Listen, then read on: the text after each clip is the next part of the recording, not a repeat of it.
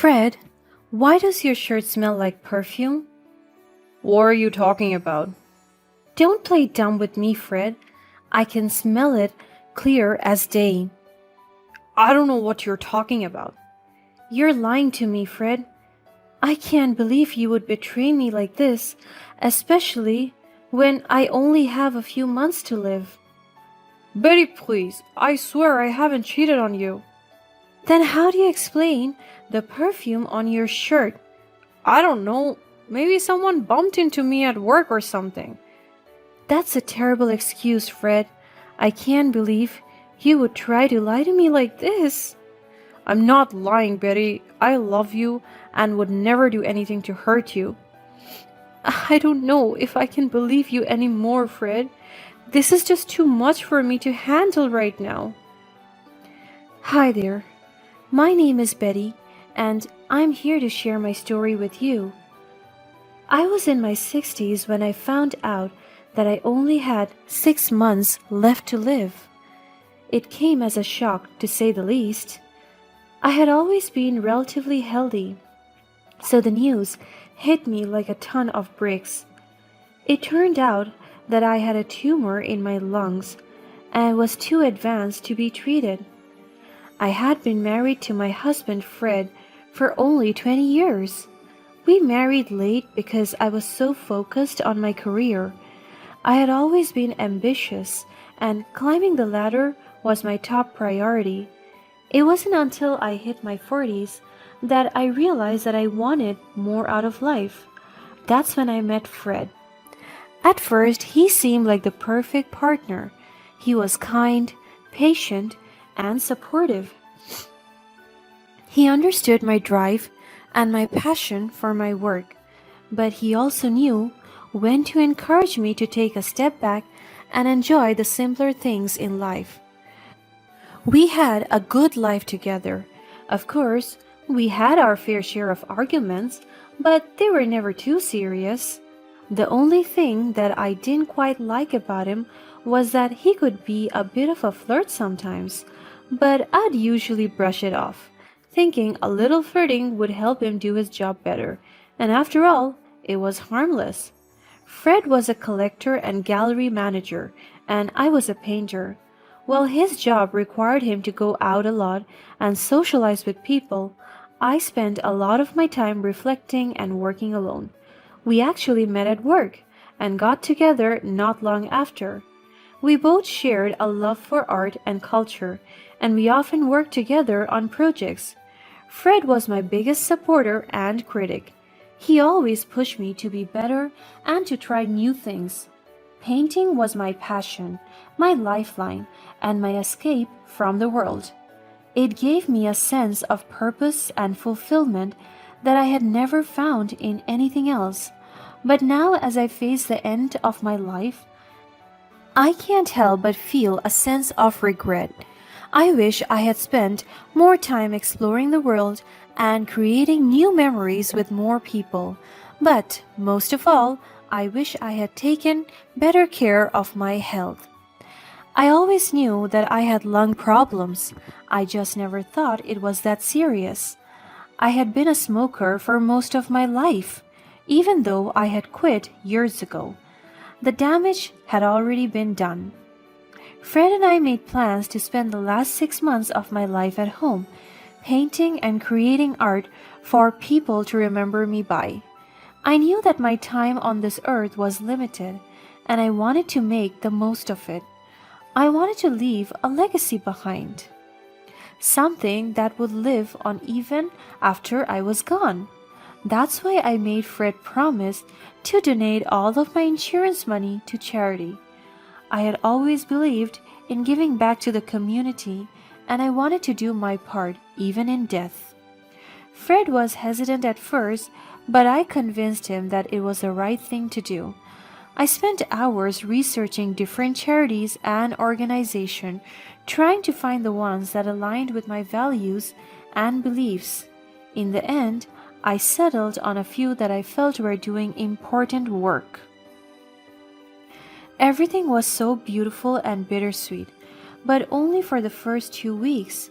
After that, Fred started to spend less and less time at home.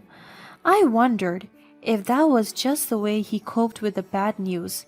Maybe he needed some time alone to process everything. But as the days turned into weeks, I couldn't help but feel like something was off. Fred was always vague about where he was going or what he was doing. He would come home late, smelling of alcohol, and would barely say a word to me. I tried to talk to him about it, but he would always brush me off, saying that he was just busy with work or that he needed some time to himself. One day, I smelled a strange perfume on his shirt, and we got into a big fight. Fred, why does your shirt smell like perfume? What are you talking about? Don't play dumb with me, Fred. I can smell it clear as day. I don't know what you're talking about. You're lying to me, Fred. I can't believe you would betray me like this, especially when I only have a few months left to live. Betty, please, I swear I haven't cheated on you. Then how do you explain the perfume on your shirt? I don't know, maybe somebody bumped into me at work or something. That's a terrible excuse, Fred. I can't believe you would try to lie to me like this. I'm not lying, Betty. I love you and would never do anything to hurt you. I don't know if I can believe you anymore, Fred. This is too much for me to handle right now. Despite the fact that he kept denying it at all costs, my gut feeling was telling me something else, and I was devastated. It wasn't even about the perfume anymore. It was about everything else. The way he would come home late or treat me like a burden in his life. The only thing in my mind was, how could he do this to me? Especially now, when I needed him more than ever. We argued for hours, and I cried until I had no more tears left. After that, Fred tried to make it up to me by buying me flowers every day and cooking romantic dinners for me. He would hold my hand and tell me how much he loved me and how sorry he was for how he had made me feel. I was still hurt, but couldn't shake off the bad feeling. I couldn't help but wonder if he was only doing these things to make himself feel better or if he was truly remorseful. But I didn't want to spend the last months of my life worrying about nonsense. I decided to try and let go of my anger and focus on the good moments we had left together. As the days went by, I found myself spending more and more time working on my last painting collection. It was my final masterpiece, and I poured all of my emotions into it. The more I worked on it, the more I knew it was something special. And then something incredible happened. I found a very wealthy and well-known art collector who would love to purchase my last painting collection, which would result in an enormous payout. It was the news I had been waiting for, the validation I had always wanted for my work. I knew it was something that would make Fred proud, but for some reason, I didn't tell him right away.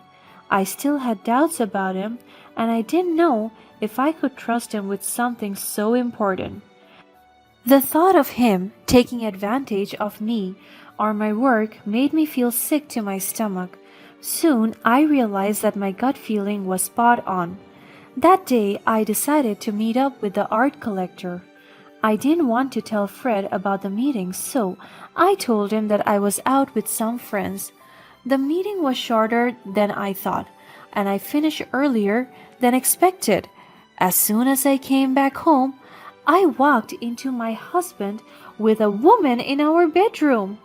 I was shocked and didn't know what to do. All the trust that I had put in him came crashing down. I overheard him telling her that he would spend my insurance money on her, not on a charity as we had previously discussed. My heart sank and my tears streamed down my face. I couldn't believe that he would betray me in such a way.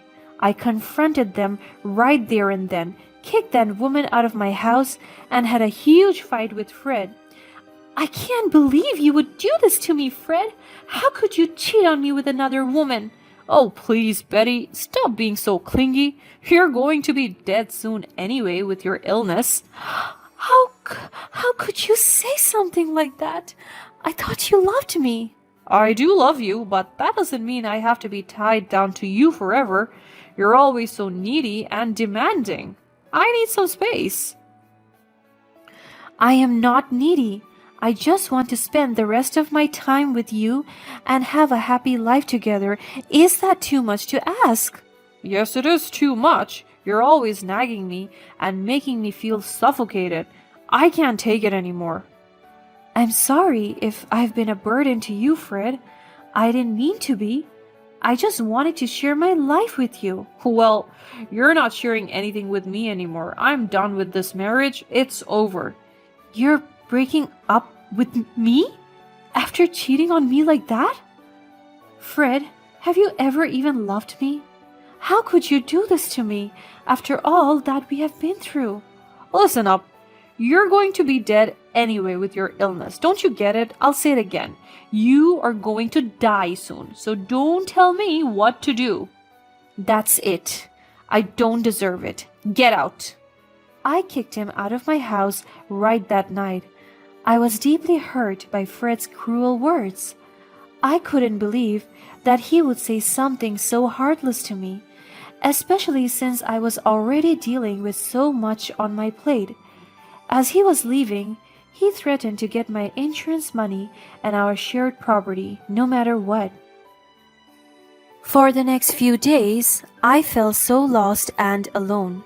I couldn't believe that someone I loved and trusted could turn on me so quickly, but eventually I knew that I had to be strong. I contacted a lawyer and started to protect my assets. The process wasn't easy. I knew that I had to fight for what was rightfully mine.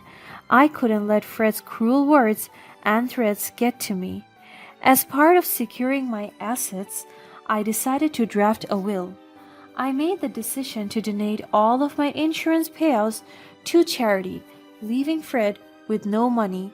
I knew it was a bold move, but I felt like it was the right thing to do. I wanted to make sure that my money went towards a good cause and not into the hands of someone who had hurt me so deeply. But everything did not go as planned. To my surprise, Fred had been spying on me. He found out that I had met up with a lawyer and knew that I was taking steps to protect myself. Right on the next night, I came home to find that half of my paintings had been ruined. I knew immediately that it was Fred's doing. He had snuck into my house and destroyed my belongings to get back at me. I was devastated by his actions. It felt like he was trying to take away everything that was important to me. At that moment, it really felt like my whole life was falling apart. But then something amazing happened. I received a call from my doctor, who told me that there had been a mistake. He had mistaken my test results for another patient's, and I didn't have a tumor after all. Instead, I had a lung disease that was treatable with medication. I was overjoyed by the news. It felt like a weight had been lifted off my shoulder. I had been so worried about my health and my future, and now I knew that I had a path forward. It was then that I finally gained back the strength to continue my fight against the man I once loved. I decided to sue my husband for the destruction of my paintings. It was a difficult decision to make, but I knew that I needed to stand up for myself and for my art. In the end, I won a larger amount of money than the value of the paintings themselves. It was a small victory, but it was a victory nonetheless. I then called the collector who had expressed interest in my paintings. I explained what had happened and offered to sell the rest of the paintings to him. He was sympathetic to my situation and agreed to buy the remaining paintings. It was a bittersweet moment for me. On the one hand, I was glad to have found a buyer who really appreciated my work. On the other hand, it was a reminder of what had been lost. I decided to use the money from the sale of my painting to start a new project, something to give back to the community that I had always wanted. This was when the hospital where got wrongly diagnosed come in. I was still upset about the mistake, and I knew that the consequences could have been severe if I had decided to sue them.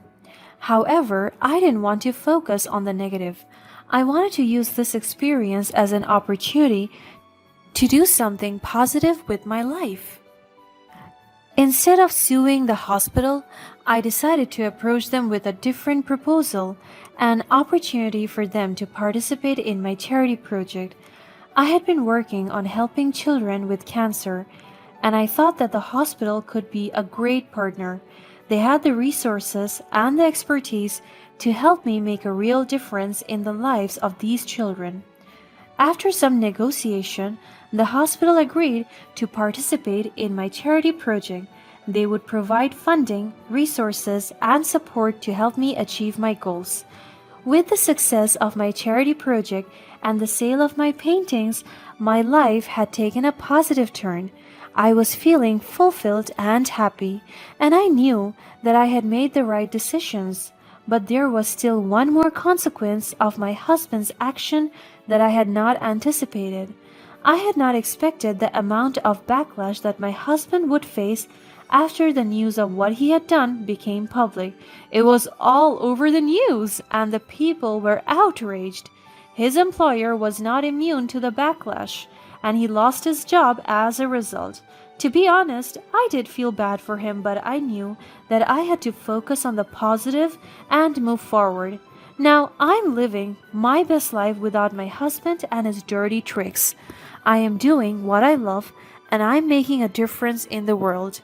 I have made new friends and have found a sense of purpose. My life is full of joy and happiness, and I'm grateful for all of the opportunities that have come my way.